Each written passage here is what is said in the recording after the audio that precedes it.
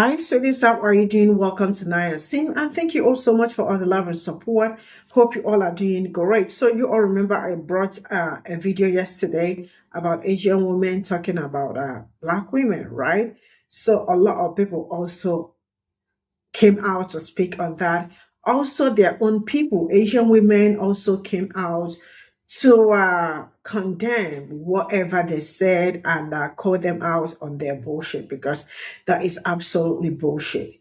I mean, sometimes I ask myself, how do people wake up to do things like this? I mean, it's just like waking up to analyze your fellow woman's private part, God forbid, because that is really a very dumb thing to do. I don't know what you say, I don't know what you got, but that is really a very shallow thing to like come out on the internet to talk about. And I have been saying this. Some people, I mean, all these podcasters, they should trash whatever. I don't know where they buy, but they should just ban them from coming out to speak. Because why, of all things to talk about? I mean, this is just a very dirty stereotype. Like, Black women, everybody sexualizes them and all that. And then a woman came out to talk about people's private part in such a disgusting manner. I mean, you want to be picked, right? And I heard a man in that group also say, you get what? Let's get into this video. Esther from the UTI podcast, Girly Pop, babe, listen, they're never going to pick you. No man worth having is ever going to pick you. I promise you that. If you do get picked, it'll be by some man who is like from the trash heap, the disposal bin that other women don't want. That's what will ultimately happen here. White supremacy and white society will never pick you either, and you will never be a Black woman.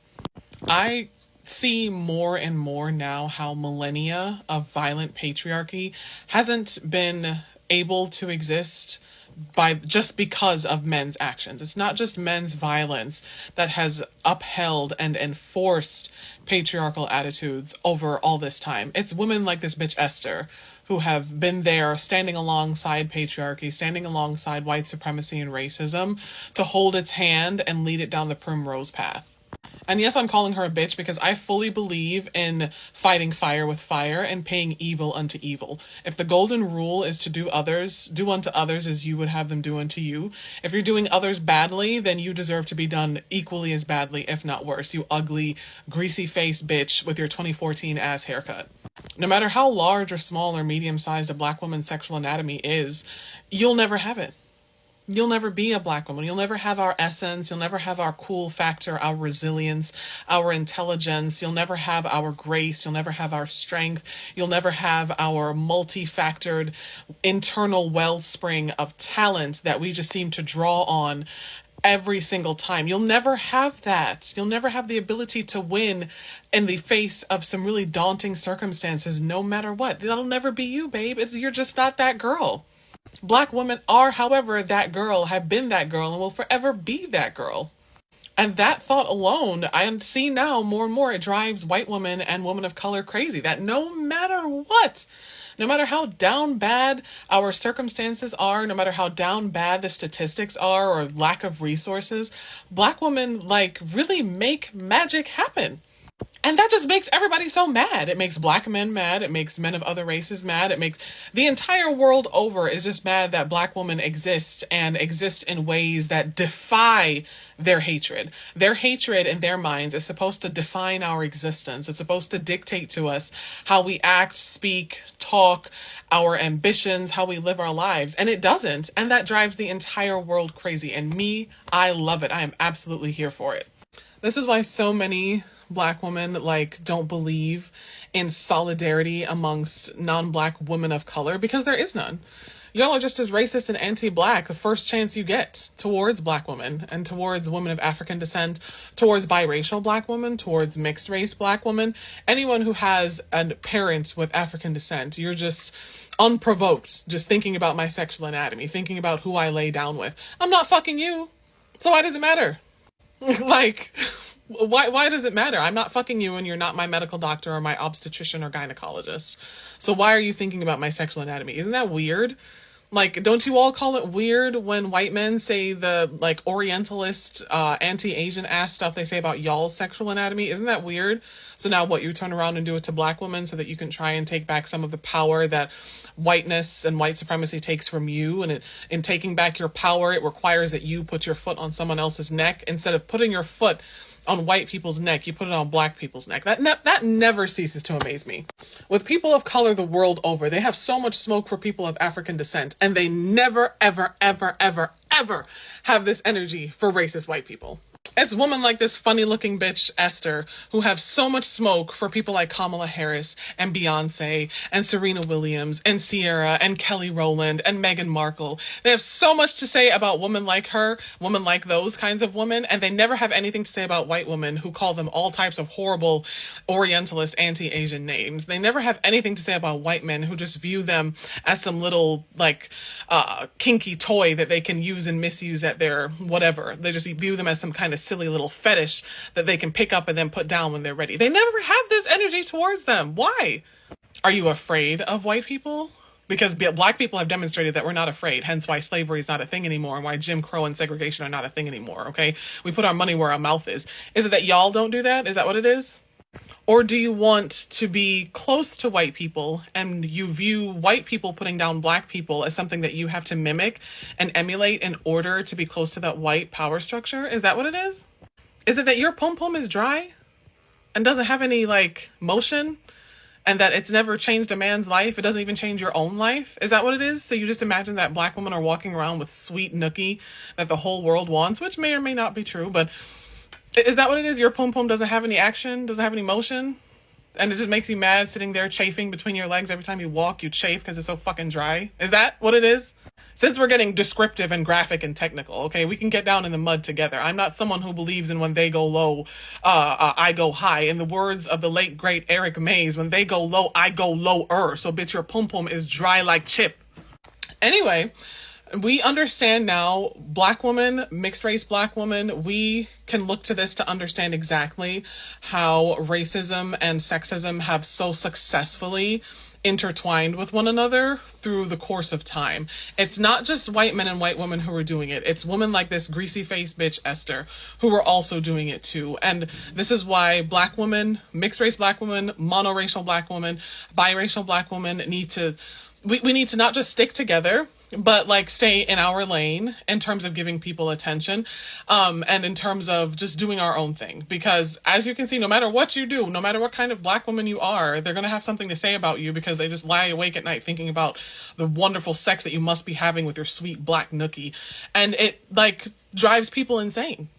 Okay, so a lot of you guys have been asking me to speak on the Esther situation. Like, I've been seeing your tags. I just wanted to let other creators talk about it first, and I wanted to boost their posts and stuff like that. But yes, Esther is not just a pick-me-ass bitch. She's a racist pick-me-ass bitch. And I saw this coming. I'm sorry, I told you. No person who sits in a room full of men with mics and lets them say stuff like that is normal. And I said, just imagine the type of dialogues that take place when the cameras aren't there. And in the clip, she's like, oh, maybe we have to cut this out. And then she proceeded to say the most fucked up shit.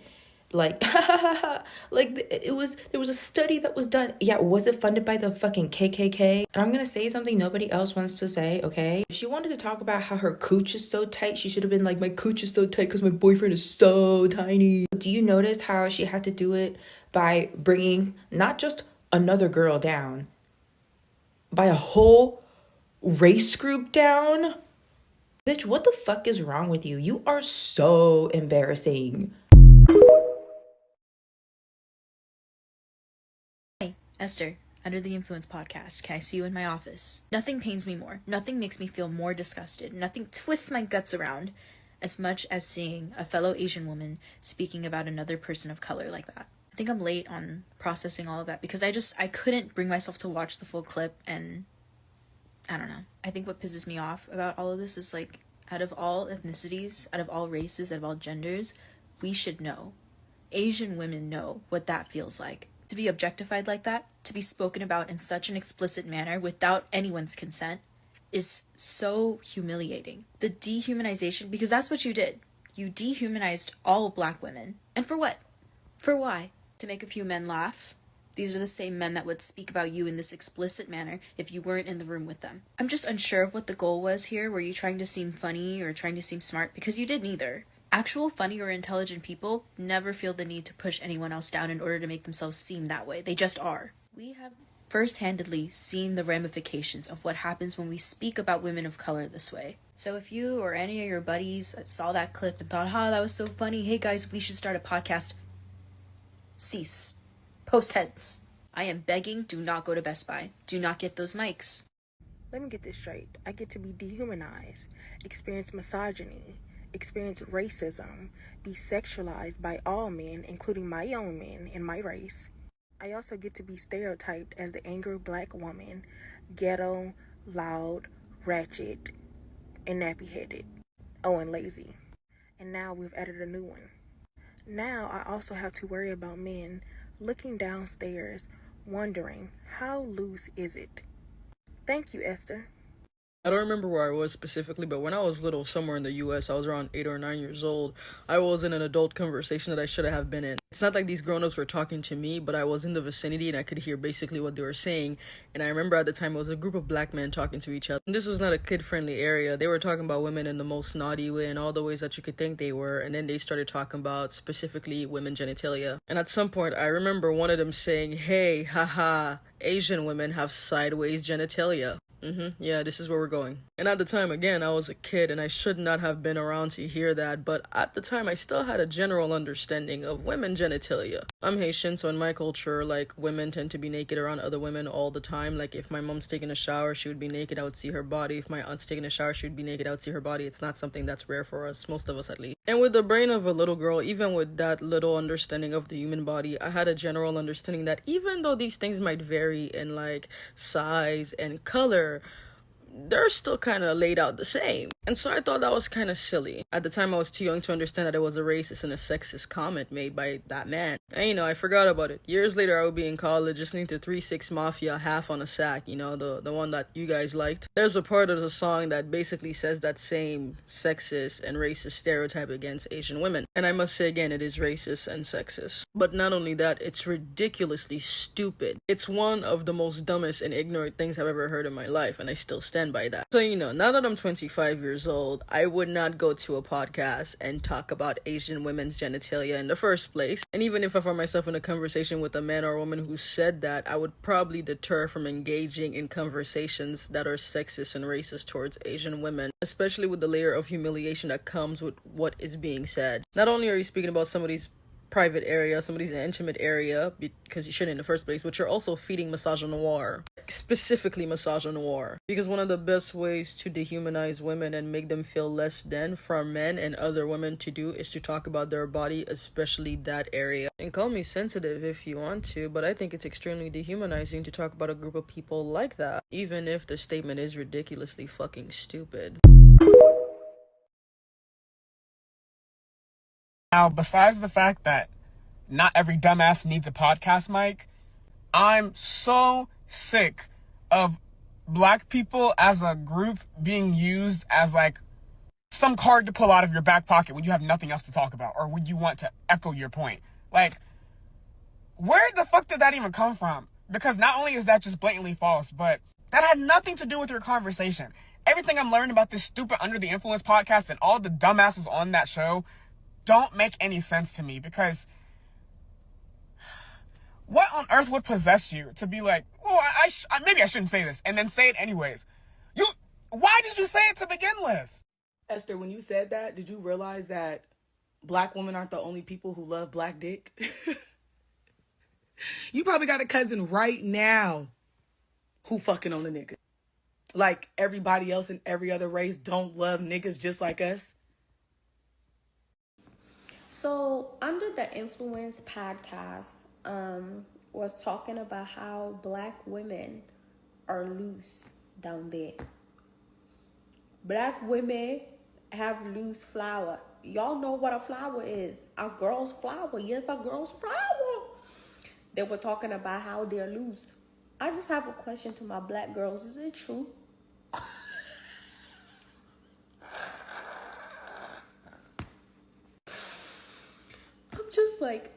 is an Asian woman talking about black women's flower being loose? Maybe she's looking at her eyes and she feels insecure about her eyes being so small. So she's like, okay, well, let me pick something that I feel like other women will be insecure about.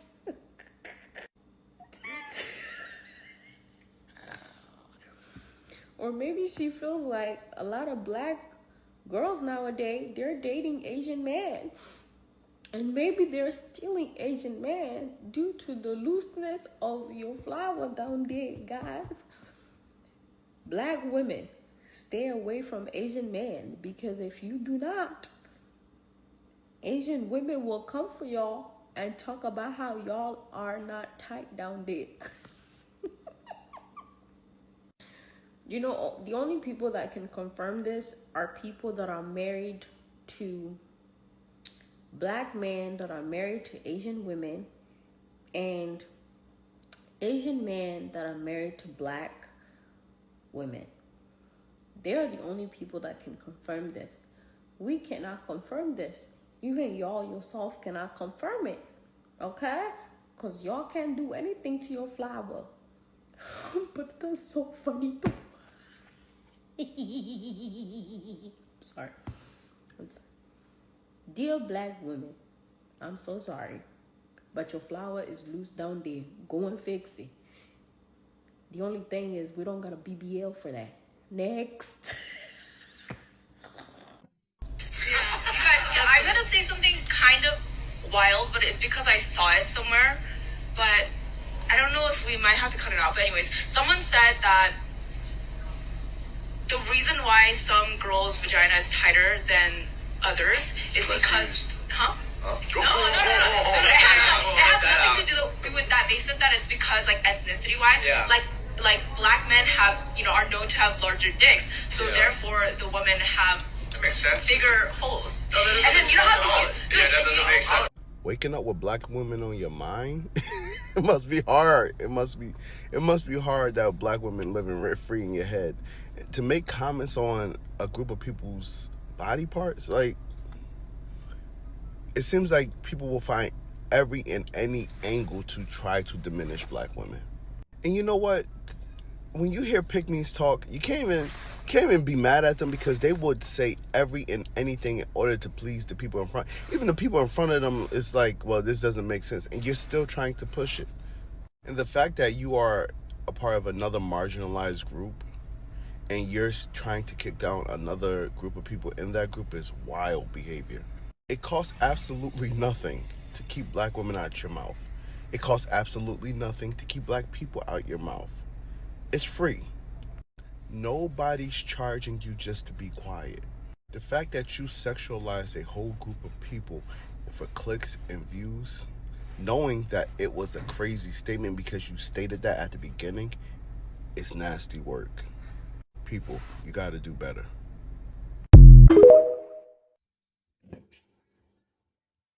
Imagine following a black woman, that's me, I'm the black woman, and going on your podcast to say some ignorant shit like this. The reason why some girls' vagina is tighter than others is because, huh? No. It has nothing to do with that. They said that it's because, like, ethnicity-wise, like black men have, are known to have larger dicks, so therefore the women have bigger holes. And then This is an all-time low. You really resorted to racism, misogyny, misogynoir to get picked? Was it really worth it? And I don't know which one of the guys on the couch was talking about some that makes sense, because y'all do realize that was a dig at Asian men too. I am so sick of the fetishization and the objectification of black bodies, because there is just a total lack of respect here. She said in the beginning that we might have to cut what she's about to say out, which was a clue right there that whatever she was about to say was better left unsaid, but she said it, and so many people saw that clip and thought it was okay to keep in.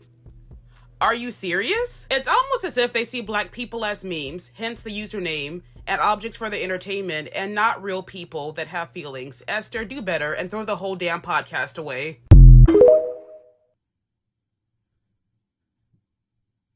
Under the Influence podcast drama going on right now is crazy. I'm not going to speak on it too much. Not my community. Not going to speak on that. What I am going to speak on is I'm glad this is happening to somebody else.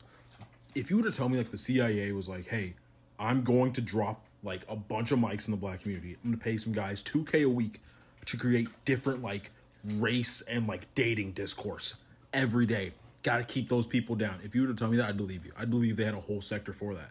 So to see this happen to another community, crazy. But it makes me feel like, okay, cool, it's not just us. Because, like, it's only ever, like, the Fresh and Fit podcast or, like, some other, like, some dudes on their 15-minute lunch break talking and just destroy the internet.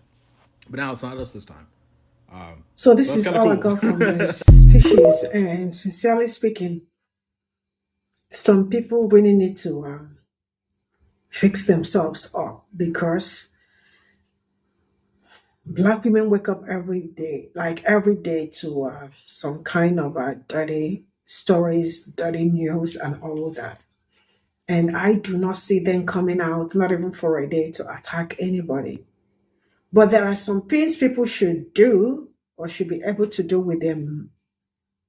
Their number 6, their mindset, their brain, Your brain should tell you that there are some things you do not come out on the internet or to do.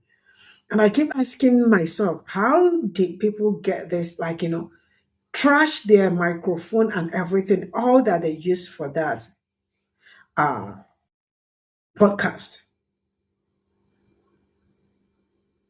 And the man that also said, you get it? Like, what do you get? Because I don't understand it. And she said, you might as well cut this off. She knew she wasn't supposed to say dirty things like this. Like, how do you people really sleep? Because I really do not understand how I am going to wake up and then wake up every day to look for a particular set of people to pick. And the worst part is that it's coming from a woman, coming from a woman stereotyping her fellow woman.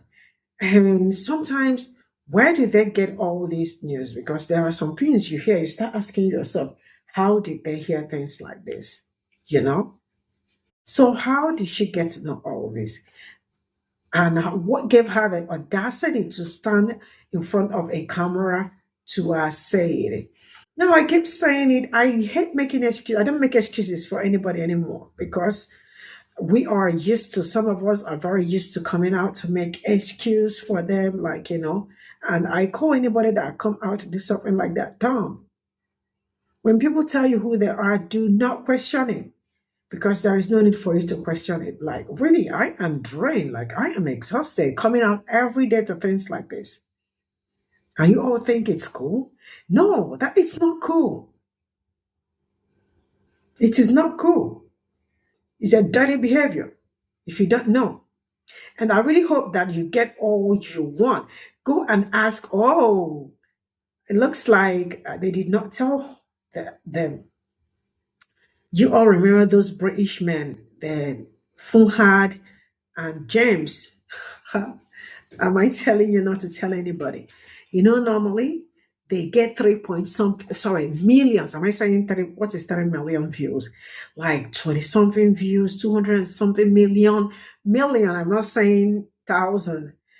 2 million, 20 something million views, 200 and something million views per video. Now, guess what? Their views 80 something thousand, 60 something thousand, 50 something thousand views now. So go and ask them. They are learning the hard way, and I love it for them. And you absolutely will feel the same thing real soon, because all you all want to do is look for a way to bring people down. Pick me. Who is going to pick you? Is anybody ready to pick someone like you? Because that is absolutely what you are. Pick me? Pick me. I know I'm picking you. You already better be minding your businesses because you all cannot wake up and pick on queens. You all want to be them so bad.